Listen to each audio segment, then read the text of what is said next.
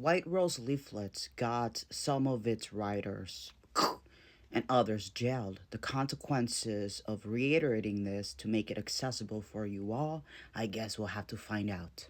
Leaflet 2. It is impossible to come to terms with National Socialism on an intellectual basis because it is simply not intellectual.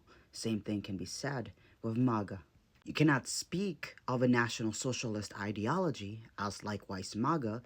If such a thing existed, you would be forced to try to defend or engage it on an intellectual basis.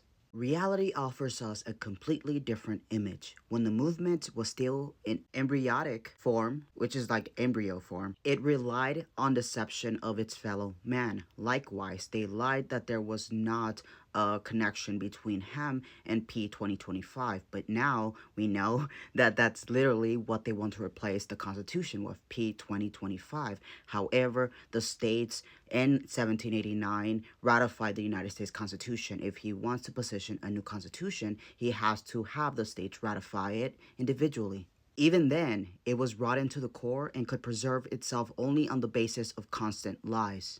Mustache Man himself wrote in an early edition of his book, a book that is written in the most awful German I have ever read, despite which the nation of poets and thinkers have elevated it to status of the Bible. Similarly, he up there is really stupid, however, his fan base thinks of him like a god. You would not believe how one must deceive a nation in order to rule it, the book says.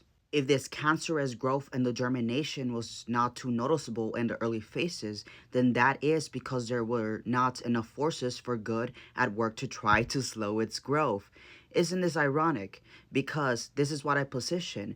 If the Democratic Party wanted to slow this growth, they would continuously challenge it. However, ours isn't doing it, which allows it to accelerate its growth. This means that there is not enough forces of good in the congressional Democrats. We know AOC exists as one, Jasmine Crockett. I'll give Chris Murphy, Bernie Sanders. However, ultimately, as a collective, they are not driven to challenge this.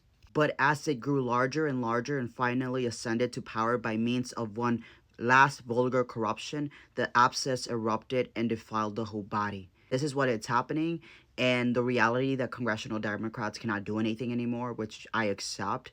This means that others must step up. What leverage do we have? The blue states. Blue governments, the governor and the attorney general must disconnect the taxation of the states from the blue states, like California, the fifth largest economy, in order to force Republican Congress to even try to negotiate a way of this coup. And not doing so because they're scared for XYZ, they're only allowing for this cancer to continue, and ultimately it will defile the whole body.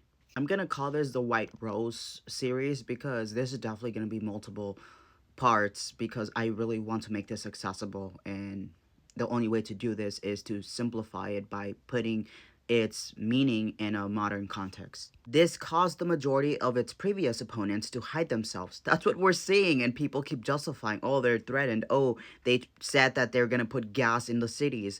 Like, this doesn't stop the cancer from growing. German intellects took refuge in holes in the cellar, like some place that I can't say, hiding from light and the sun, gradually suffocating. And that's what a lot of us public dissidents and intellectuals understand, is that we're going to be on the forefront of who they want to catch. And now we are facing the end. Now it is a question of mutually coming to our senses, of mutually keeping one another informed. We must always keep these things in mind and allow ourselves no rest until the last man is convinced of the utmost necessity of his battle against this system. This gives me goosebumps because it's something that I get frustrated with because I don't see the urgency in stopping this. And this really gives me that hope, and that as long as I'm making moves towards bringing that awareness, then maybe that in itself contributes a little to that resistance. If a wave of insurrection surges through the country, if it is in the air, if many join us, then the system can be cast aside with one last mighty effort. An end with terror is always better than terror without an end. Listen to that. An end with terror is always better than terror without an end. That's for every American fearing martial law. An end with terror is always better than terror without end. Because in that martial law scenario, the military has to make a choice. Either defend we the people, defend the flag, or defend a king. I don't trust the civilian cops with accepting that they have an oath to the people versus the orders that they get. It is not up to us to pass final judgment regarding the meaning of our history. But if this catastrophe shall be our sure salvation, then it shall be so. We will be cleansed by suffering. We will long for the light from the midst of the blackest nights. We will summon our energy and finally help shake off the yoke that oppresses the world. This is what a lot of people say, that ultimately this is what will help us transform from the flaws in our system that allowed for us to get to where we are. But ultimately, we will only suffer as long as we allow for this system to take a hold of our country. We do not wish to address the Jewish question in this leaflet, nor do we wish to pen a case for the defense. No, we would like to mention, by way of example, the fact that since Poland was conquered, 300,000 Jews have been unalived in that country in the most bestial manner imaginable. Now take note that Poland basically allowed itself to get taken over, I guess harm reduction, but at a cost of what? 3 million of its 3.3 million Jewish population was unalived.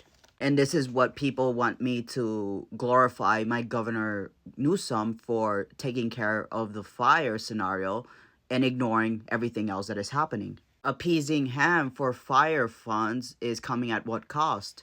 They're terrorizing the California community with ICE raids, our literal version of the Gestapo's picking up and kidnapping people. In this, we see a terrible crime against the dignity of mankind, a crime that cannot be compared with any other in the history of mankind. Jews are human beings too. It makes no difference what your opinion is regarding the Jewish question, and these crimes are being committed against human beings. Perhaps someone will say the Jews deserve this fate. Saying this is in itself a colossal effrontery. But let us assume that someone has said this. How can he face the fact that the entire population of aristocratic Polish youth has been exterminated? But let us assume that someone has said this. How can he face the fact that the entire population of aristocratic Polish youth has been exterminated? You may ask, in what manner has this taken place? All male offspring of aristocratic families between 15 and 20 years old are sent to concentration camps in Germany as forced labor. All the girls of the same age group are being sent to the SS brothels in Norway.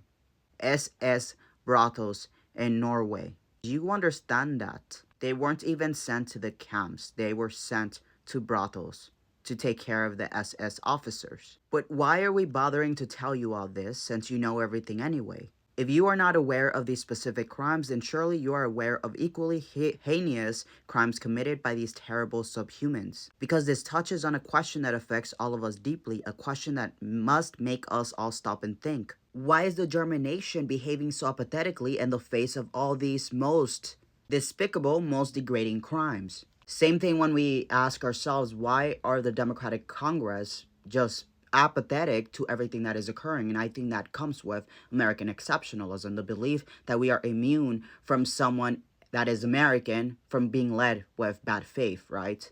Hardly anyone even gives them a second thought. The facts are accepted as just that and filed away. That's what I said. What the Germans did was legal.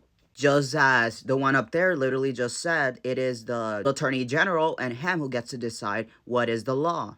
And one more time, the German nation slumbers on in its indifferent and foolish sleep and gives these fascist criminals courage and opportunity to rage on, which of course they do. That's the thing. And not challenging the legitimacy because of the 2021 foreign election interference that he did in regards to the 2020 election, we gave them that legitimacy, and as a result, gave them the courage to start eroding at the Constitution, and that's where we are at. And that's part one. Part two will come.